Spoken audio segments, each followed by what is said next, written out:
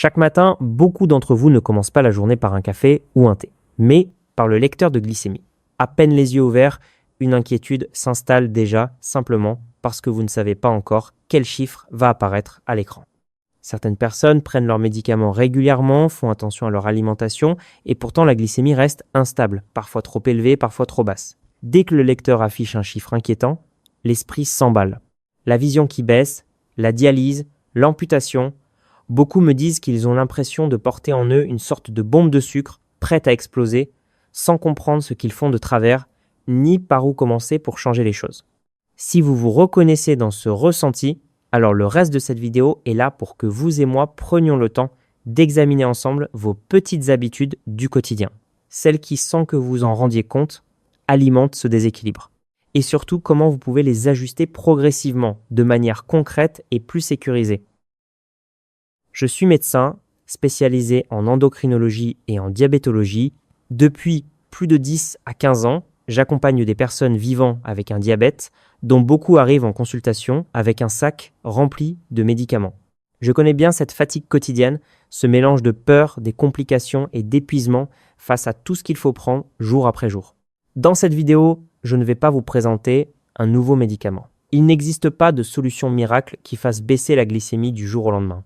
Nous allons parler de choses très simples et très concrètes. Le verre d'eau du matin. Quelques minutes de marche après le déjeuner. La manière de composer une assiette. Le sommeil, la respiration. Des éléments qui paraissent anodins, mais qui, répétés régulièrement, ont déjà permis à beaucoup de patients d'avoir une glycémie plus stable et de se sentir moins fatigués. Tout ce que je partage ici a un but purement éducatif. L'objectif est de vous aider à mieux comprendre votre corps et à mieux travailler avec votre médecin traitant ou votre diabétologue. Ce contenu ne remplace en aucun cas une consultation médicale, ni une ordonnance. Si, après avoir regardé cette vidéo, vous envisagez de modifier un traitement ou un schéma thérapeutique, cela doit impérativement se faire en discutant avec le médecin qui vous suit. La sécurité reste toujours la priorité. Avant de parler de solutions, il est important de regarder honnêtement ce qui ne fonctionne pas.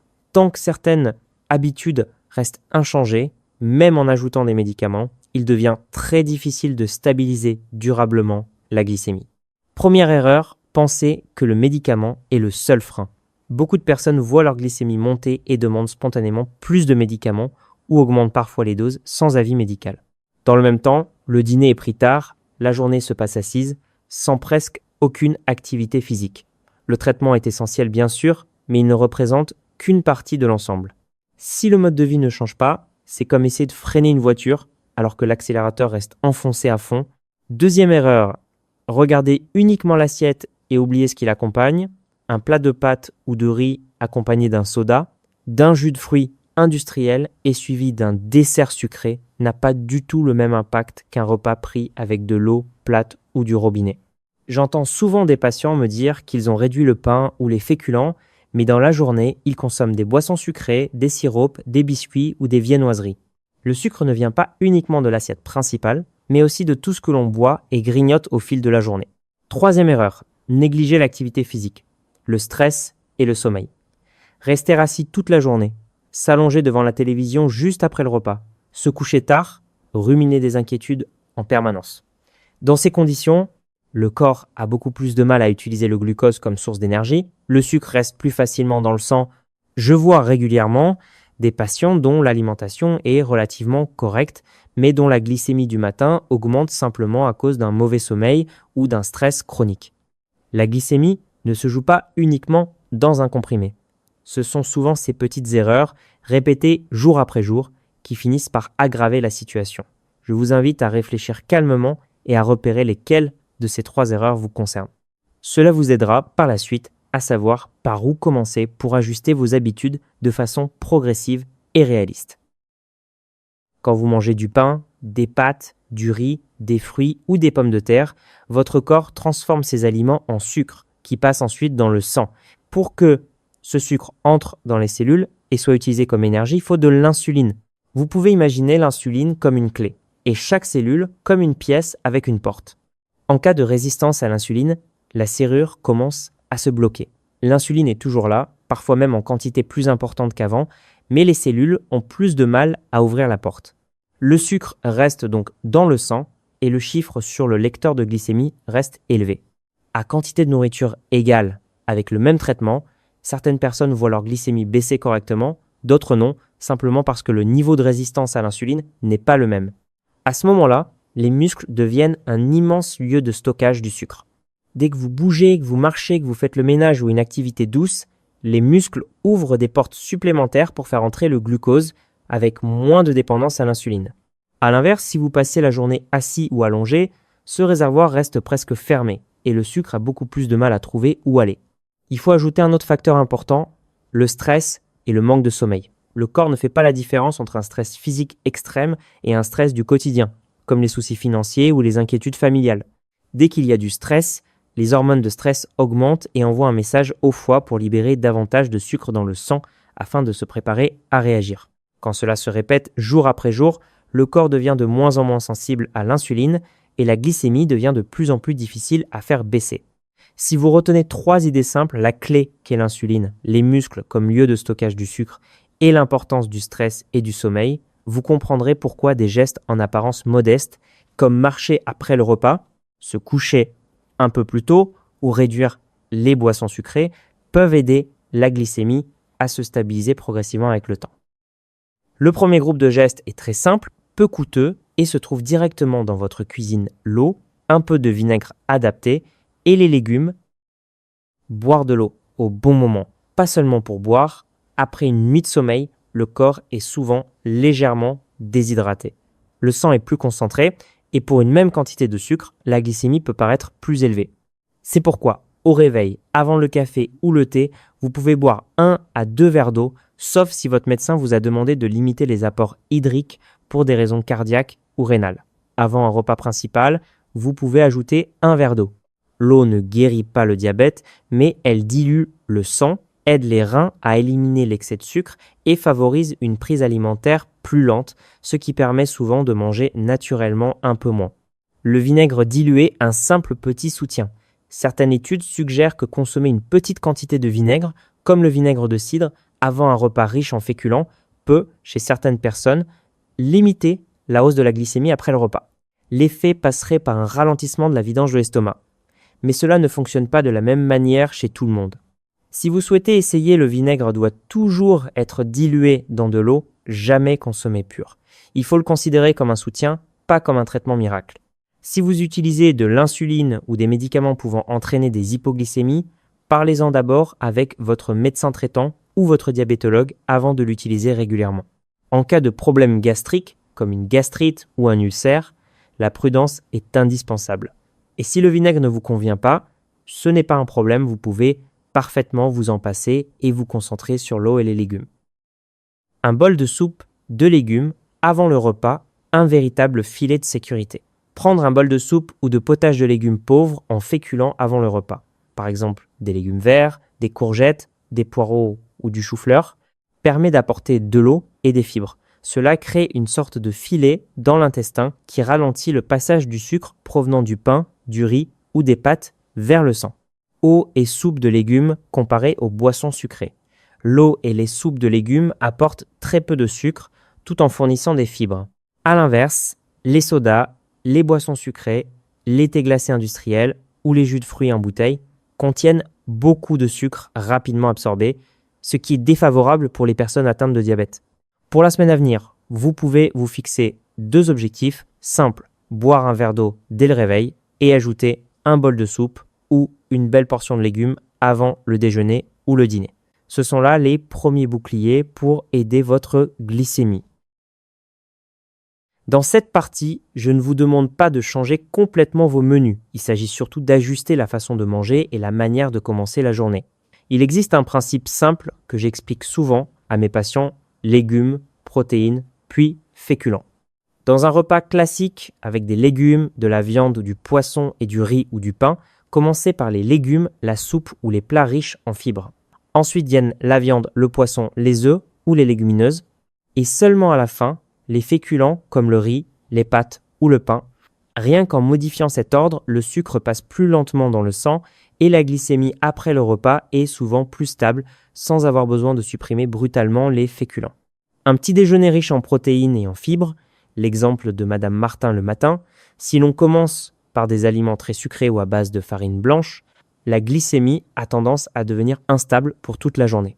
Madame Martine, un peu plus de 60 ans, prenait depuis des années un petit déjeuner composé de viennoiseries, de pain blanc avec confiture ou de céréales sucrées, parfois accompagnées d'une boisson sucrée. Sa glycémie du matin était presque toujours trop élevée. Je lui ai simplement proposé de changer pour des options plus favorables des œufs avec des légumes et une petite portion de pain, ou bien un yaourt nature sans sucre avec des légumineuses, des flocons d'avoine et un peu de fruits. Après quelques mois, elle se sentait moins affamée en milieu de matinée, avait moins d'envie de sucre et ses résultats de glycémie étaient plus stables. Elle n'a pas arrêté son traitement, elle a simplement rendu son petit déjeuner plus compatible avec sa glycémie. Vous pouvez comparer option numéro 1, œufs, légumes et un peu de pain. La glycémie monte plus lentement et la sensation de satiété dure plus longtemps. Option numéro 2, viennoiserie ou pain sucré avec boisson sucrée. La glycémie grimpe très vite, puis redescend, ce qui fatigue et donne envie de remanger rapidement. Ne laissez pas le dîner devenir le coup final de la journée. Essayez autant que possible de ne pas dîner trop tard. Évitez les repas du soir très riches en féculents ou en aliments frits juste avant le coucher. Manger tard et en grande quantité favorise une glycémie élevée pendant la nuit et le matin, le chiffre mesuré est mauvais, ce qui peut donner l'impression que le traitement n'est pas suffisant. Après cette partie, je vous invite à noter 2 ou 3 idées de petits déjeuners contenant des œufs, des légumineuses, du yaourt nature, des légumes qui vous conviennent, puis à les tester cette semaine. Beaucoup de personnes pensent que l'activité physique signifie forcément un effort intense ou du sport. Pour une personne atteinte de diabète, la marche douce ressemble plutôt à la suite logique du repas. C'est une façon naturelle d'aider le corps à utiliser une partie du sucre après avoir mangé.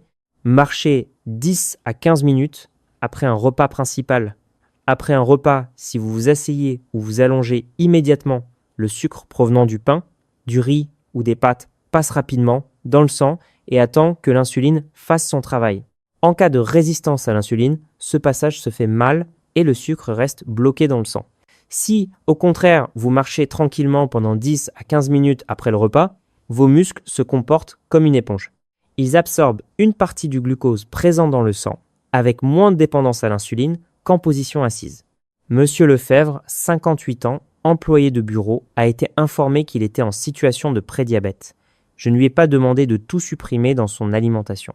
Je lui ai simplement proposé une chose après le déjeuner et le dîner, marcher autour de son quartier pendant 10 à 15 minutes. Le premier jour, il a mangé comme d'habitude et n'a pas marché. Sa glycémie après le repas était élevée. Le lendemain, repas très similaire, mais avec 15 minutes de marche avant de s'asseoir. Le chiffre était nettement plus bas. Les résultats varient d'une personne à l'autre, mais cela lui a donné un sentiment important. Il pouvait agir lui-même et pas seulement attendre l'effet des médicaments. Quelques minutes debout chaque heure, en plus de la marche après les repas, prenez l'habitude de vous lever toutes les 45 à 60 minutes pour bouger pendant 3 à 5 minutes. Faites quelques pas dans le logement, sortez sur le balcon, allez chercher un verre d'eau, étirez-vous doucement.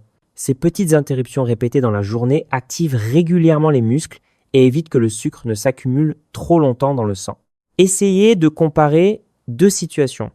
Une personne marche 30 minutes le matin, puis reste assise pendant 8 heures d'affilée. Une autre marche doucement après les repas et se lève quelques minutes toutes les heures. Pour la glycémie, la deuxième situation est souvent plus favorable car les muscles sont sollicités régulièrement. C'est un peu comme nettoyer la maison plusieurs fois dans la journée plutôt que d'attendre que la poussière s'accumule.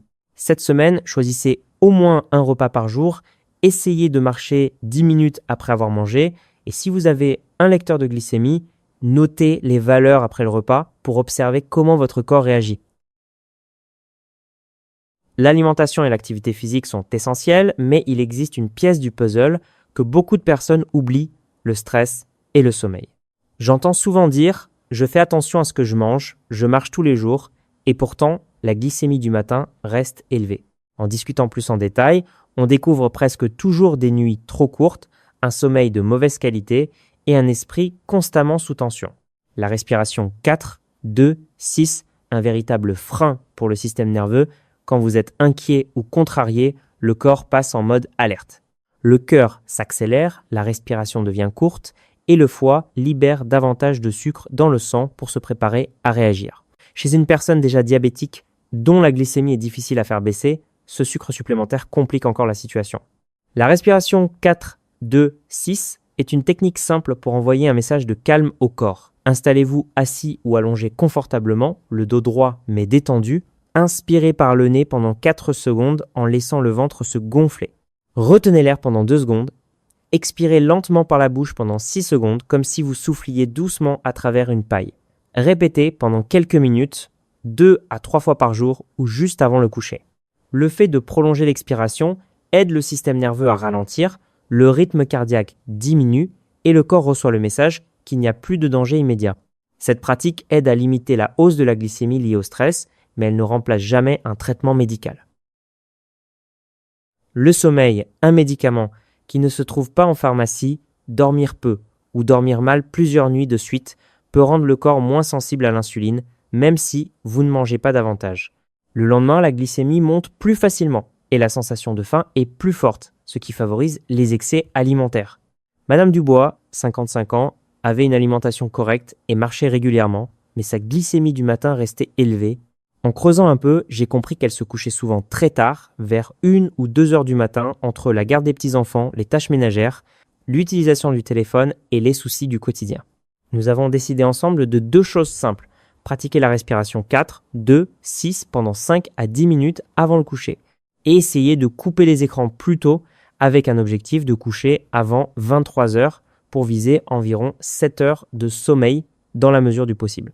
Après quelques semaines, elle se sentait moins tendue, se levait moins fatiguée et les chiffres de glycémie du matin étaient globalement plus rassurants, même s'ils n'étaient pas parfaits tous les jours. La tendance générale était claire, mieux dormir rend la glycémie plus facile à stabiliser. Voici quelques pistes simples que vous pouvez essayer. Gardez des horaires de coucher et de lever aussi réguliers que possible, même le week-end, avec seulement un léger décalage.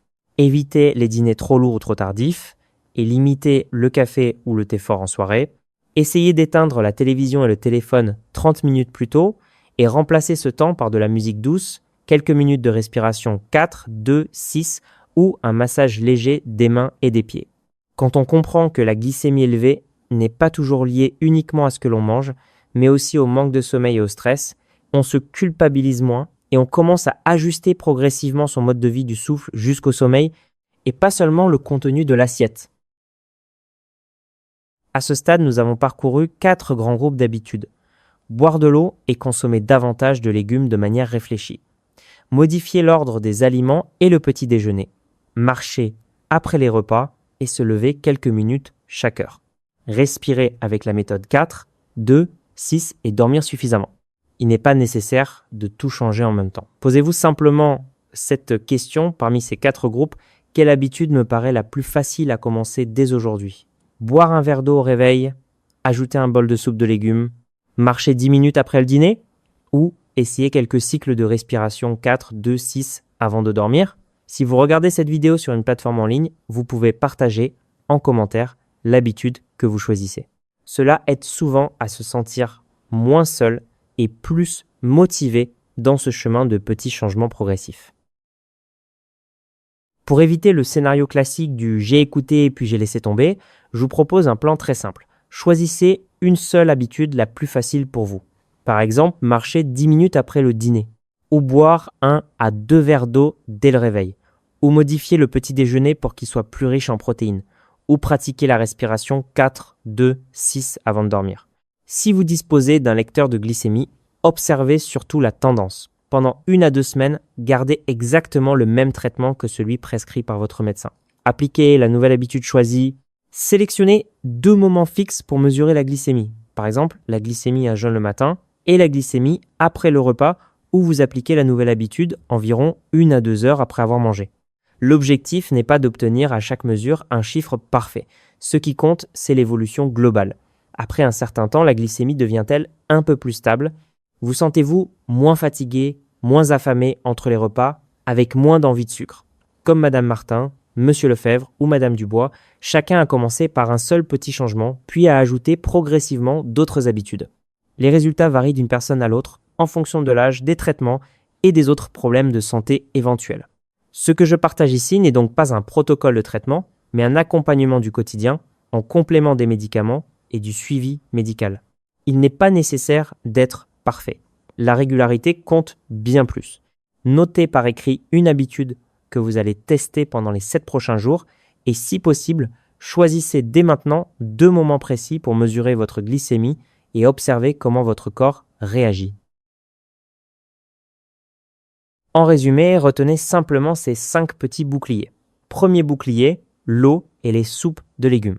Boire de l'eau au bon moment et ajouter un bol de soupe ou une portion de légumes avant le repas aide à diluer le sang et à ralentir l'arrivée du sucre dans la circulation. Deuxième bouclier, le vinaigre. Utilisez correctement, si cela vous convient. Il s'agit seulement d'un soutien pour certaines personnes afin de limiter la hausse de la glycémie après le repas. Il doit toujours être dilué, ce n'est pas un remède miracle et il ne remplace jamais le traitement en cours. Troisième bouclier, l'ordre des aliments et un petit déjeuner riche en protéines et en fibres. Commencer par les légumes puis les protéines et finir par les féculents. Le matin, privilégiez les œufs, les légumineuses, le yaourt nature, l'avoine, comme l'a fait Madame Martine. Quatrième bouclier, la marche et le mouvement répartis dans la journée. 10 à 15 minutes de marche après le repas et quelques minutes debout chaque heure.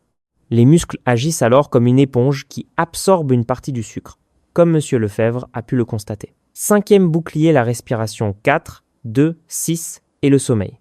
Sortir le corps du mode alerte, dormir de façon plus régulière pour éviter que la glycémie ne monte uniquement à cause du stress et du manque de sommeil, comme dans l'exemple de Madame Dubois. Chacun de ces boucliers aide simplement à limiter les variations de la glycémie et à permettre aux médicaments ou à l'insuline de mieux agir. Il ne remplace ni le traitement ni le suivi médical. Tout ce que je partage ici a un but purement informatif et éducatif. L'objectif est de vous aider à mieux comprendre votre corps et les habitudes qui peuvent soutenir l'équilibre de la glycémie. Cette vidéo ou cet article ne remplace en aucun cas un diagnostic, une consultation ou un traitement médical. Vous ne devez jamais arrêter un médicament, réduire une dose ou modifier un traitement simplement parce que vous buvez plus d'eau, mangez mieux le matin ou marchez davantage. Toute modification concernant les médicaments ou le schéma thérapeutique doit être discutée directement avec votre médecin traitant ou votre diabétologue, en particulier si vous utilisez de l'insuline ou des traitements pouvant provoquer des hypoglycémies. La glycémie ne se joue pas uniquement dans un comprimé ou dans un aliment sucré, elle se joue dans le verre d'eau du matin, le bol de soupe avant le repas, la manière de prendre le petit déjeuner, les quelques pas après avoir mangé, mais aussi dans la respiration et le sommeil de chaque jour. Ces 5 petits boucliers ne font pas disparaître la maladie, mais ils peuvent aider les chiffres à être moins instables, réduire la fatigue et rendre le quotidien plus agréable. Si, jusqu'à présent, votre glycémie n'était pas bien contrôlée, c'est pas entièrement de votre faute. Bien souvent, personne n'a pris le temps d'expliquer les choses de façon simple et proche de la vie réelle. À partir d'aujourd'hui, vous avez une nouvelle option. Continuez à compter uniquement sur les médicaments ou ajouter progressivement de petites habitudes pour les aider à mieux fonctionner. Désormais, chaque fois que vous regarderez votre lecteur de glycémie, rappelez-vous ceci aujourd'hui. Je vais faire un petit geste en plus pour ma glycémie, pas seulement avaler un comprimé de plus,